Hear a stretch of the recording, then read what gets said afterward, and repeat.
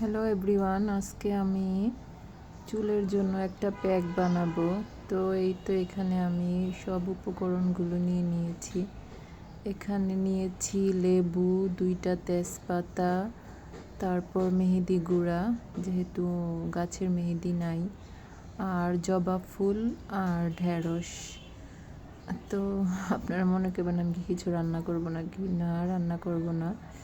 তো এগুলোর তো কোনটার কি উপকারিতা আমরা সবাই জানি। ঢেঁড়সটা যেহেতু পিচ্ছিল জাতীয়, তো এটা চুলকে অনেক সিল্কি করবে।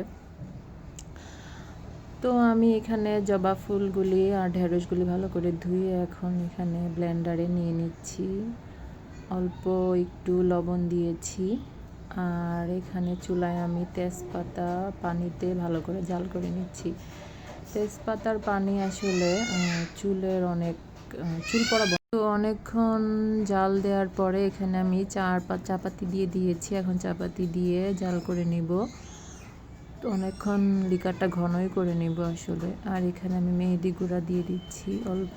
মেহেদি গুঁড়া পরে আমি মিশাবো, তাই এখানে অল্প ব্লেন্ড করার জন্য নিয়ে নিয়েছি। আর দিয়ে দিচ্ছি লেবুর রস, প্রায় 2 পিস লেবুর রস এখানে আমি চিপে দিয়ে দিলাম।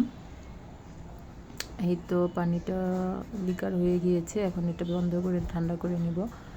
আর এখানে আমি ব্লেন্ড করে নিয়েছি, এই তো ব্লেন্ড হয়ে গিয়েছে।